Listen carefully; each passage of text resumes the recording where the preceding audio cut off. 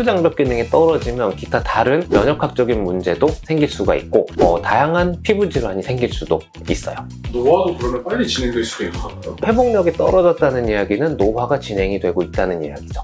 우리 몸에는 정상적으로도 보습제나 선크림이 생산이 되거든요. 이런 보습제나 선크림의 생산량이 떨어지게 되는 여러 가지 컨디션들이 있어요. 이렇게 돼 있는 보습제를 발랐을 때 피부 장벽 기능의 회복력이 확 올라간다. 네. 네, 오늘 할 이야기는 제가 할 얘기가 정말 많은 내용이에요. 이게 왜 그러냐면 제가 이걸로 박사학위도 받았고 논문을 진짜 많이 썼거든요. 아마 개원하신 분들 중에서 이 분야로 논문을 많이 낸 거는 제가 제일 탑이지 않을까 생각을 해요. 물론 학교에 계셔서 연구에 매진하시는 분들보다는 뭐 많이 쓰지는 못했지만 개원과에서 이렇게 이 부분에 대해서 논문을 많이 쓰고 이 부분에 대해서 깊이 있게 공부를 했던 사람은 제가 유일하지 않을까. 제가 웬만해서는 자기 자랑 안 하는데 이거에 대해서는 제가 자랑을 좀 하고 싶어요. 이 분야에 대해서 검색을 하게 되면은 여러 사람들이 이 부분에 대해서 굉장히 이야기를 하는데 듣다 보면 약간 불편한 것도 되게 많이 느껴지거든요. 명확하지 않은 거를 명확한 사실인 것처럼 이야기를 하고 신뢰 있는 표정으로 신뢰감 있게 이야기를 하지만 듣고 보면은 별거 아니고 전문가가 들어봤을 때는 이거 아닌데 라고 하는 것도 굉장히 많아요. 물론 제가 만약에 구독자 수를 높이고 싶고 조회수를 올리고 싶으면 그 유튜브 채널을 막 저격하고 어그로를 막 끊었을 텐데 저는 그런 유튜버는 아니고 저는 뭐 이렇게 조회수나 뭐 이렇게 좋아요에 이렇게 연연해하는 유튜버는 또 아니니까요. 또 통장에 또 돈이 쑥 빠져나가. 임대료가 만만치 않네. 많이 벌어야 돼. 이게 오늘따라 헛기침이 많이 나오네. 네, 그래서 오늘은 피부 장벽, 스킨 베리어에 대해서 이야기를 드려볼게요. 피부 장벽이 정확히 어떤 건가요? 영어로는 스킨 베리어라고 하거든요. 그냥 피부 장벽이란 얘기는 말 그대로 그냥 피부 표면, 피부의 각질층을 얘기하는 거예요. 피부 장벽을 이루고 있는 요소는 각질 세포예요. 각질 세포가 층층이 이렇게 쌓여 있어서 이게 보호막을 형성을 하고, 그리고 각질 세포와 각질 세포 사이에는 얘를 붙여주는 이 안쪽에 다양한 그 화학 물질들이 이동을 하게끔 도와주는 물질들이 이렇게 붙어 있어요. 어떻게 보면은 벽돌과 벽돌 사이에 시멘트가 있어서 얘를 붙여주는 것처럼 구조가 생겨 있어요. 그래서 우리가 벽돌과 시멘트 모델, 브릭 앤 모르타르 모델이라고 이야기를 해요. 그래서 그 시멘트와 블록들이 켜켜이 이렇게 붙여있는 상태로 이루어져 있기 때문에 우리 몸의 장벽, 그러니까 1차적인 보호막을 뜻하는 거죠. 그쪽 부분은 굉장히 다이나믹하고 여러 가지 화학작용과 여러 가지 방어작용, 여러 가지 면역작용이 동시에 일어나는 부분이에요. 제가 요거를 하나 알려드릴게요. 처음에는 일반적인 현미경으로 봤을 때는 여기 뽕뽕뽕뽕 뚫려 있고 그냥 뭐 각질 때 별거 아니다 라고 생각을 했는데 전자현미경이 발달이 돼서 얘를 전자현미경으로 보니까 요렇게 보이거든요. 뭔가 검검하죠? 네. 요 검검한다는 게 전자가 굉장히 여기 많이 보인다는 얘기예요. 그러니까 이쪽 부분이 빈 공간이 아니라는 얘기지. 그래서 여기에 뭔가가 있을 것 같다 라고 그래서 굉장히 연구를 하니까 이쪽 부분이 굉장히 다이나믹하고 살아있는 구조다 밝혀졌고, 그래서 관측하는 장비들이 발달됨에 따라서 피부 장벽이라는 학문이 확 발전되기 시작했어요.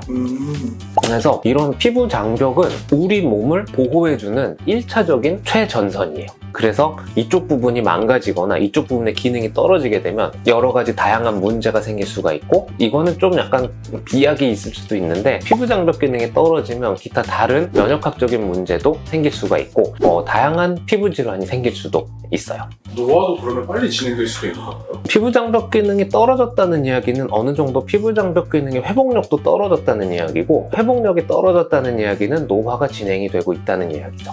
그래서 이 이야기는 피부 장벽 기능을 올려주게 되면 피부의 노화도 방지할 수 있다 라는 이야기도 논리적으로 이어질 수가 있어요. 그렇다면 이 피부 장벽의 기능이 떨어지게 되는 이유들이 뭐가 있을까요? 이유는 굉장히 많죠. 그러니까 벽돌이 시원치 않거나 시멘트가 시원치 않거나 그럼 피부 장벽 기능이 떨어진다는 이야기거든요. 대표적인 게 우리 몸에는 정상적으로도 보습제나 선크림이 생산이 되거든요. 이런 보습제나 선크림의 생산량이 떨어지게 되는 여러 가지 컨디션들이 있어요. 염증성 피부 질환 중에 하나인 아토피 피부염, 그리고 다양한 접촉 피부염, 그리고 피부 건조증, 이런 게 있을 경우에는 피부 장벽 기능이 떨어지게 되는 거죠. 그리고 애매하게 피부 장벽 기능이 떨어지는 상황들이 있어요. 쉽게 말해서 피부가 건조해질 때죠. 그럴 때는 말 그대로 보습제나 선크림의 생산량이 굉장히 떨어졌기 때문에 외부에서 보습제나 선크림을 공급해주면 치료가 될 수 있어요.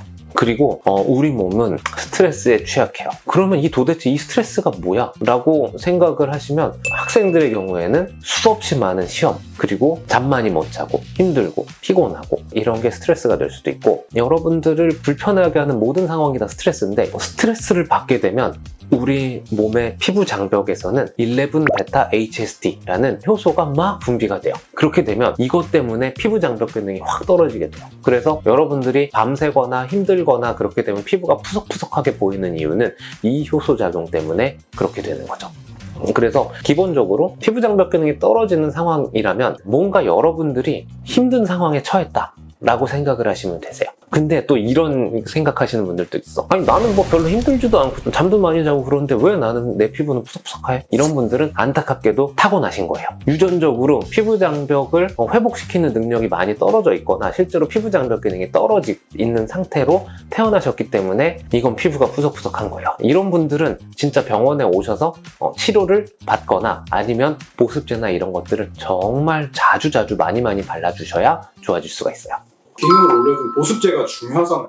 맞아요. 화장품으로 고를 때 뭐 봐야 되는 성분이라든지 조심해야 될 부분이 있을까요? 보습제를 고를 때 꼭 봐야 하는 성분, 그러니까 여러분들의 피부가 악건성이다 이런 경우에는 성분 중에 세라마이드가 들어가 있는 보습제가 가장 좋기는 해요. 왜냐하면 보통의 피부 장벽 기능이 떨어져 있는 경우는 보통 세라마이드가 감소가 되어 있는 경우들이 많고, 그리고 이 세라마이드 자체가 피부 장벽 기능을 올려주는 매우 중요한 역할을 해요. 그래서 세라마이드가 들어가 있는 제품들이 좋고, 세라마이드, 콜레스테롤, 지방산 이 세 가지 성분들이 굉장히 중요한데 이 성분들이 우리 몸에는 1:1:1의 비율로 배합이 돼 있어요. 근데 보통 세라마이드가 조금 더 많은 상태, 그러니까 3:1:1, 세라마이드 3, 콜레스테롤 1, 지방산 1 이렇게 돼 있는 보습제를 발랐을 때 피부 장벽 기능의 회복력이 확 올라간다 라는 보고가 한 20-30년 전에 보고가 됐었고, 그래서 그 배합으로 돼 있는 보습제들이 여러분들의 피부 장벽 기능을 많이 올려주는 데 도움이 되기는 하죠.